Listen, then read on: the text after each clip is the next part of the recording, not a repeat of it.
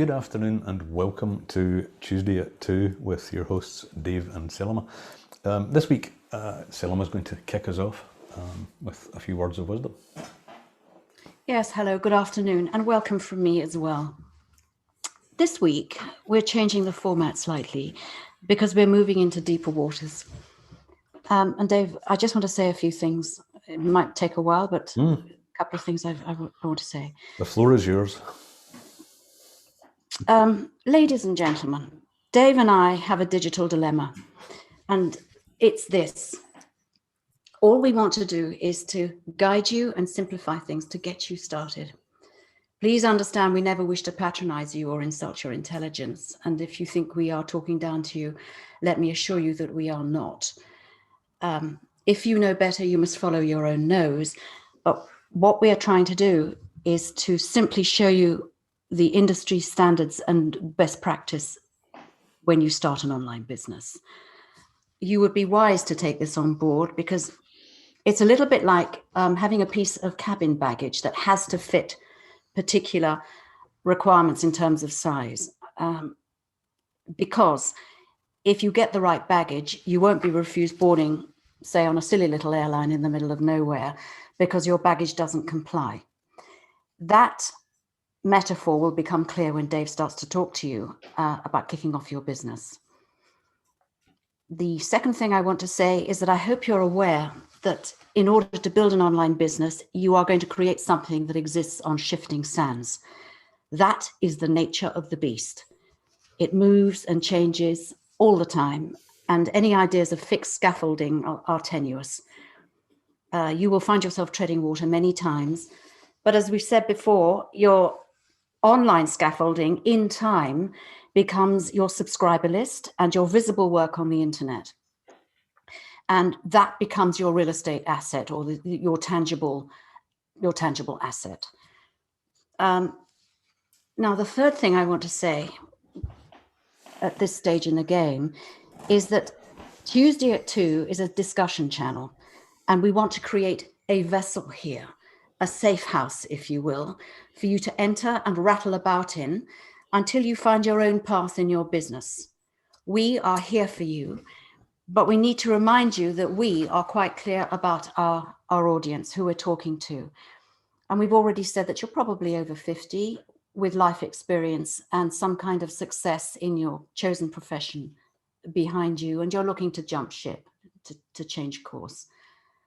If you are under 50, of course you're welcome, but be aware that we speak a clear business language that is contextual for people of our generation and which doesn't require any kind of interpretation, evaluation, or explaining of the words, because we understand each other, those of us who are over 50, and we don't really miss the point in general conversation because we speak clearly. But Dave and I are restricted here because we have to discuss everything in a general way. Every topic on your online journey is very specific. As we spoke last week in the Overwhelm episode, each step has created this huge mushroom of advisors and people vying for your money and your attention. And we can't attend to that specialist knowledge in the way we want to on this channel because we just don't have the time and because we have to cater for everybody who's starting. So below this video, Dave and I have given you our fee structure if you want a one-to-one with us. And we both have expertise in the same thing, but also very different things. And if you write to me and ask for my time and I think Dave can look after you much better, I will tell you and I will tell him, and he will do the same the other way around. I think that's enough from me, Dave. I wanted to get those things here in the 4th episode and I wanted to say them to our audience. I'm going to pass you over to Dave now. He's going to take the mic and talk to you about kicking off your business. And I may ask questions on your behalf if I want to play devil's advocate for you, and so that Dave can tell you what he has to say in clear terms. Dave. Excellent. Thank you, Selima. Yeah, well, you've reminded me of a quote or a sketch from, of all people, Monty Python, because I want to start with the very basics. And again, don't want to be patronizing, but clearly an online business the very basis of that is a website, and I want to talk to you about the very important foundational steps of that. Monty Python sketch I'm thinking of, I think, was in the one with the Black Knight. Can't even remember the name of it, but basically they're talking to a guy about a castle that he's built on a marsh, and he said, "How did you manage to get that to stay up on a marsh?" And he says, he's a broad Yorkshire accent, which I'm not going to try and imitate, but he says, "Well, I built it, it fell down and sank into the marsh, so I built it again, and it fell down and sank into the marsh, so I built it again, and it fell down and sank into the marsh, and then I built it for a fourth time, and it stayed up so far." So that's in wonderful internet. metaphor. Well, I don't know, it came into my head while we were talking. But it's quite apt, because I want to talk about the foundation of websites. And again, this is a huge topic, which, we've got a lot of experience in, as Selima's mentioned. You've got our details below if you want to go deeper on any of this stuff. But you'll have seen, if you spend any time at all online, you will have seen lots of companies vying for your attention to build websites for you, easy to build. There are Wix is one of them. There are a lot of these simple drag and drop website building, do it yourself kind of things, and they're all good to a certain point. But if you spend too much time and too much attention and build too much of your what we call online real estate, which is all of your content, everything that's inside that website, which is basically your storefront on the internet, with one of those platforms, you may find that you want to do something different with your website, add something to it. That could be a payment processor. You may want to add some affiliate products to it. You may want to add a certain function to the website that you didn't initially need. With some of these platforms, you can find yourself what is known as in tech debt, because you find you are not able to do that because of the foundational structure, which is known as the content management system that you chose to build your website on in the first place. So a gold dust piece of advice is to use a foundational system, content management system for your website called WordPress. And again, if we go back to the Monty Python kind of example, if you choose WordPress as the foundations for your building, you're not building it on a marsh, shifting sands, as I think Selima mentioned earlier on. You're building it on a very strong platform. And WordPress is the most used content management system in the world. So it's basically the foundations of your website, and it's what's known as open source. So there are literally thousands of developers out there who develop plugins and systems and tools that you can use and add to your website, but only for the WordPress platform. Any plugin, any kind of addition you want to do to your website, you will find on WordPress, whereas not on any of the other platforms. So that's just a really important thing to get clear, first of all, before you build websites or have someone build them for you. Make sure it's built on WordPress.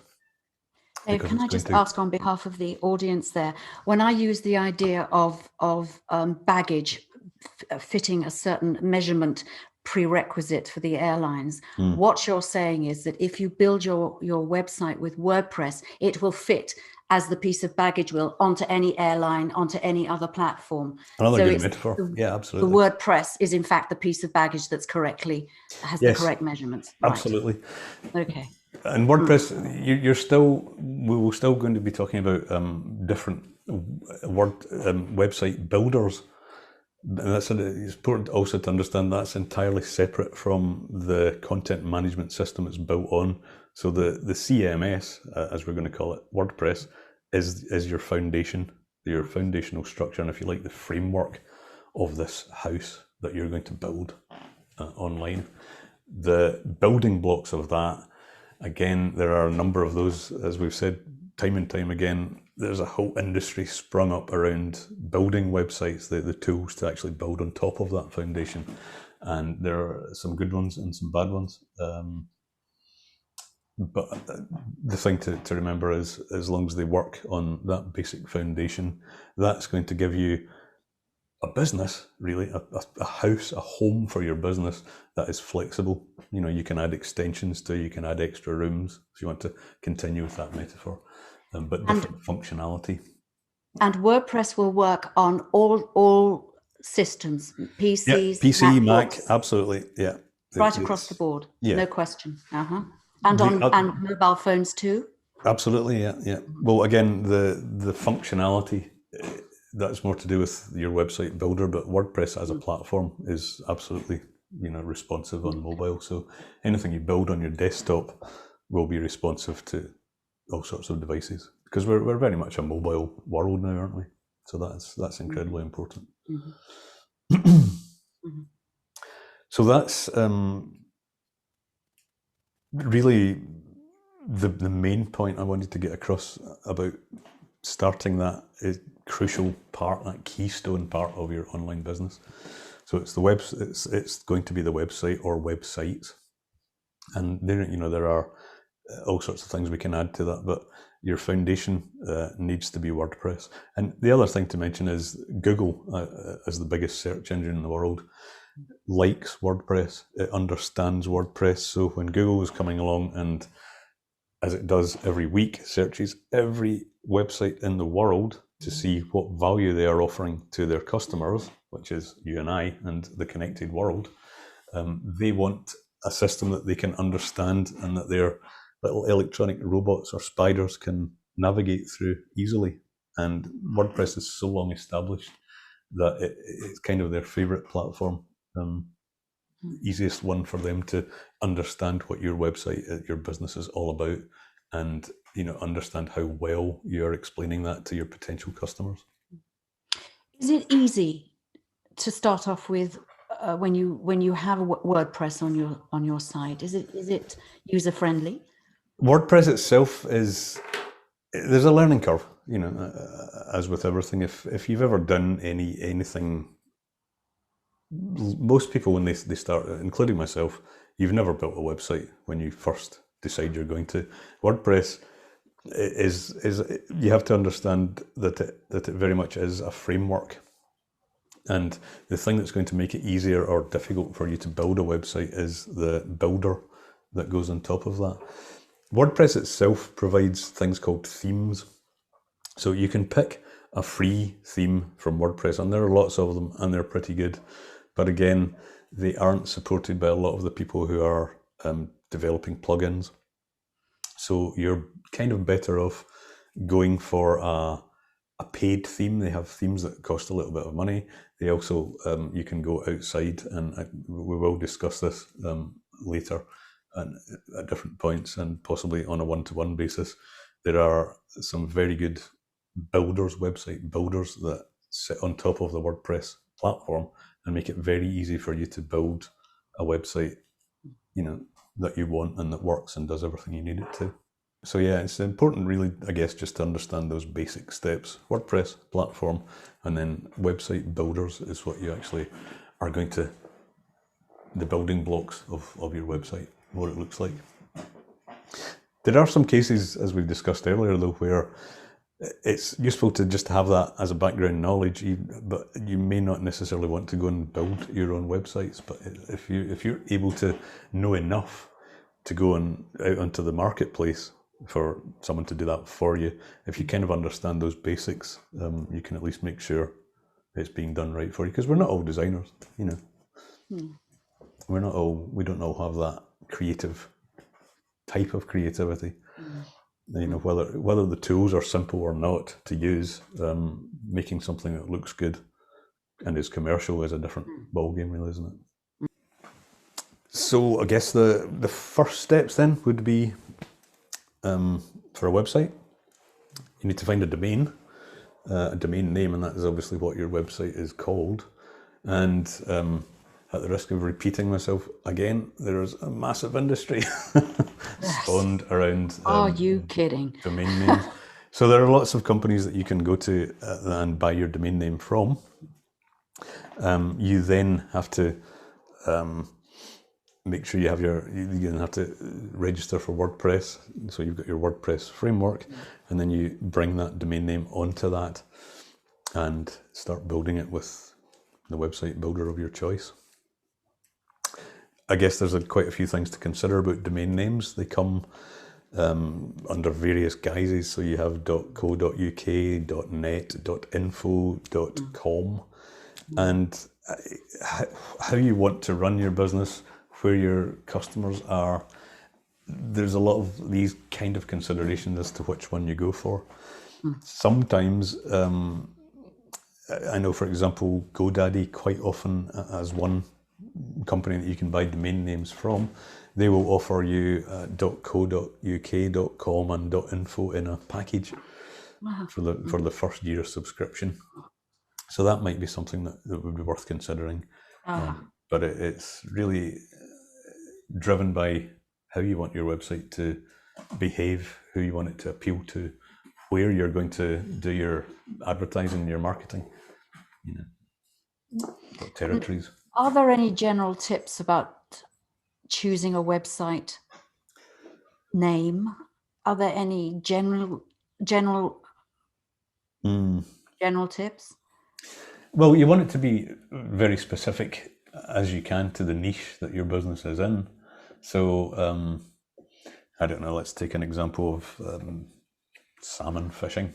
Okay, you want to, that's your passion. You want to build a website around salmon fishing. So, the likelihood that salmonfishing.com is even available is pretty remote, because thousands of people will have thought of that. So it's a bit like naming a band, which is something I've got a great deal of experience in. It's a nightmare. So you can, you go into a committee and you throw these ideas around.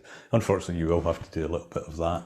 And then when you go to see if those domains are available, you may find that they are not.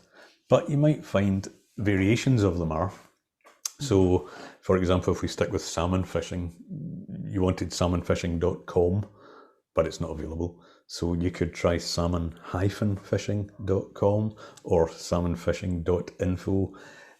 There are pros and cons for all of these things. When people say, if you think yourself, if you see a website and it has .com after it, there's a perception that that's somehow a bigger and more quality website than .co.uk, because .com is a kind of worldwide, isn't it, suffix, whereas co.uk is obviously a UK-based company. So, there are those kinds of considerations. .info carries quite a lot of weight behind it, and as does .edu, which is more towards education-based sites.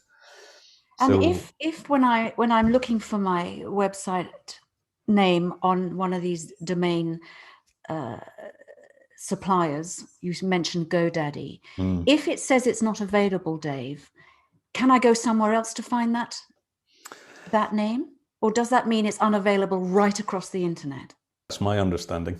Yes, that's what I've understood. I've always assumed that to be the case. So it's not a question of shopping around trying to find it. It's the fact that it's been bought and is owned by somebody else.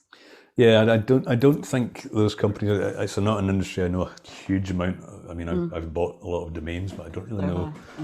I've put some up for auction as well in the past, but I don't know whether it's a case of I don't think they're out there buying as many domains as they can, and then so is one of their competitors. I don't think it works that way. Don't think it's like that. So I think if you find it's not available, then it's not available, whoever you go to.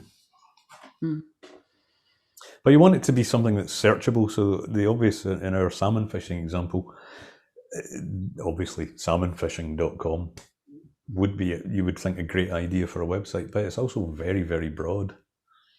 So, you're going to get not necessarily always customers. You might find people gravitating to that just want information from you, which might be okay. But, if you want to make a business, you kind of want to try and narrow down the audience as far as possible towards people who are likely to, you're going to have a business relationship with. There's going to be a transaction of some kind.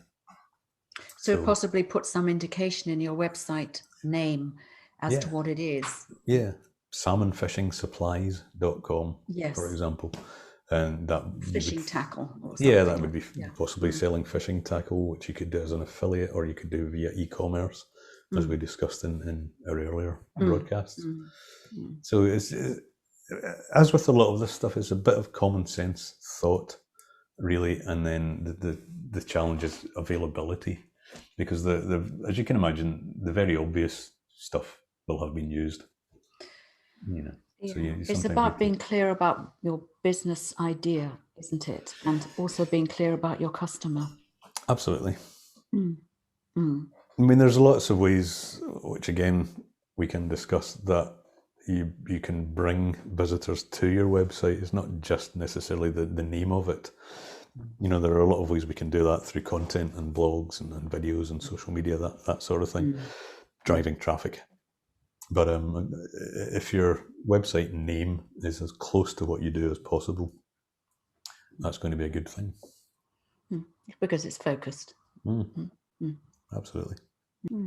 So that's, I think, really all I need to say really about the kind of foundation steps, the early steps of thinking your website out, what platform to build it on, you know, thinking about the name of it. Those are really the starting steps.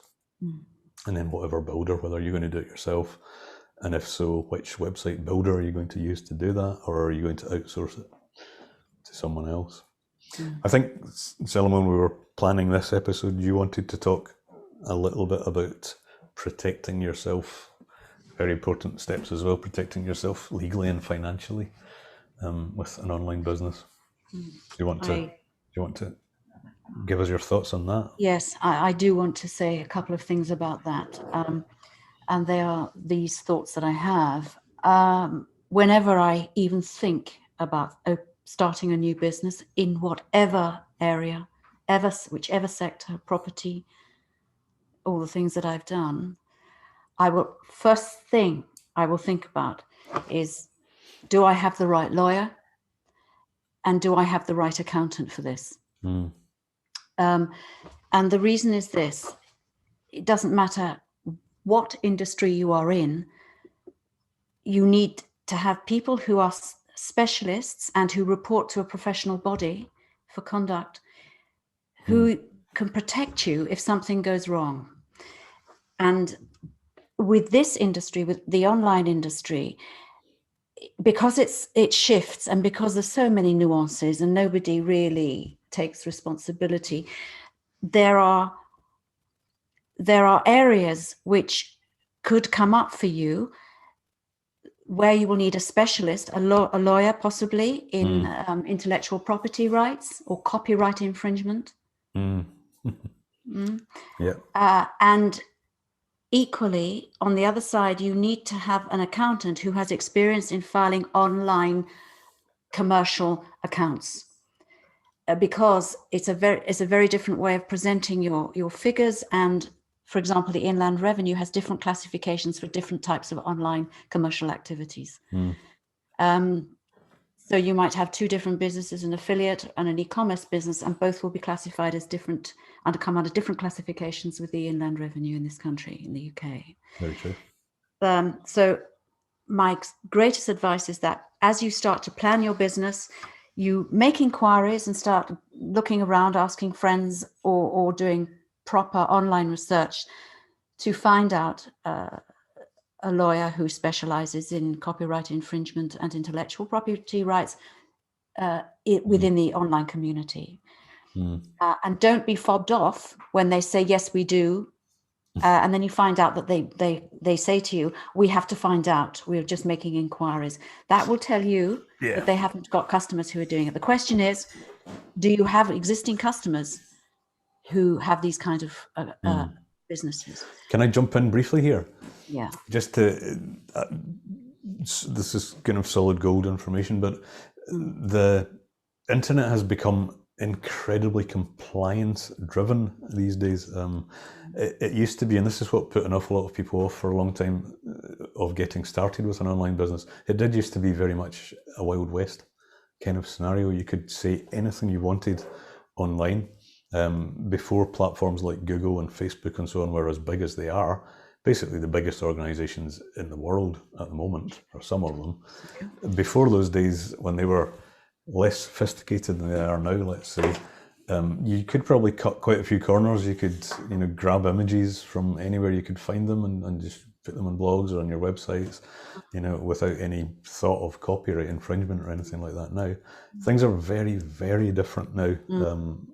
Google in particular have really kind of cleaned their act up with a couple of updates they've done over the last decade or so, which have been to some people kind of brutal, business ending almost for some people, and you could argue that it served them right.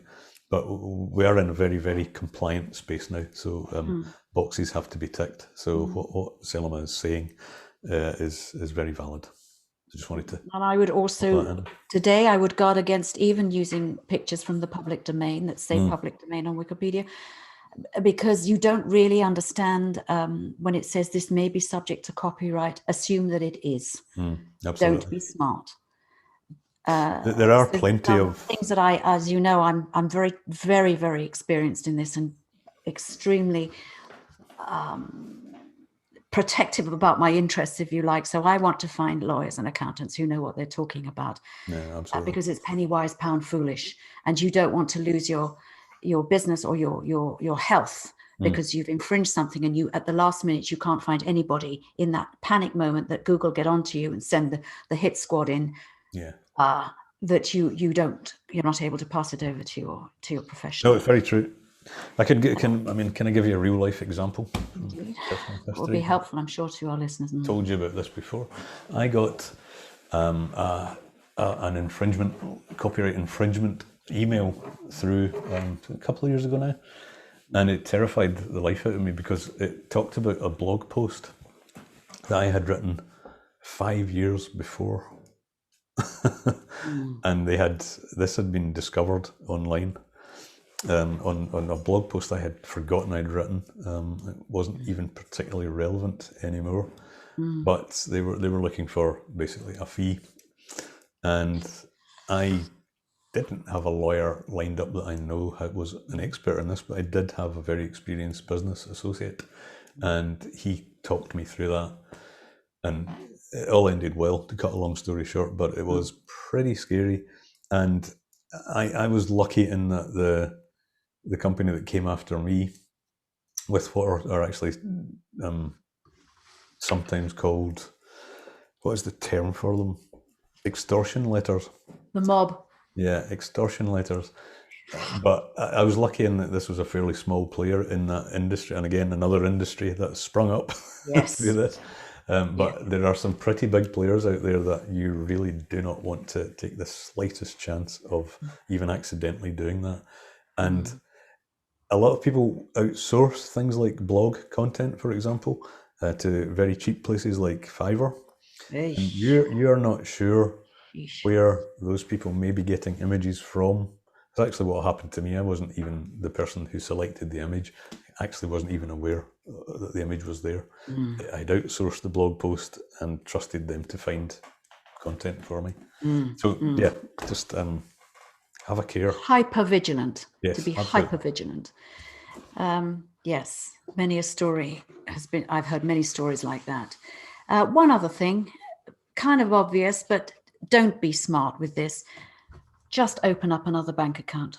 Don't try and run it through your own and thinking, oh, when the time comes when I have to present my figures, I can do it. Don't be silly. Separate out. You're starting a business. It is an entity of its own. So don't try and run it in with the domestic budget, with the food and the gas bill. Separate out, even if it's just a small few bucks a week, month. Yeah. Because you need to be professional about this, and it's just because it's a digital experience, a digital commercial activity, and you're running it from home. Yeah, running it from home, it's a business, and the tax offices and the legal profession consider it a business. So bear that in mind. There are different options on the banking side, but I will talk about that possibly in another episode, but it's fairly specialized. You, of course, need to keep your costs right down. But there are some places, so-called banking institutions, you must avoid because they will keep your information for 10 years. So just be sensible, plan it, old-fashioned planning, and really have the vision of your business in your head as you start. It will change, it'll mature as you move into the process. But don't think it's just a little sketch in the wind. It's not. Yeah. You're going to be talking to real people who will size you up in a few minutes. And if they don't like you, you have 3 seconds to impress somebody in the internet world. Otherwise, they'll click on. Yeah. Absolutely.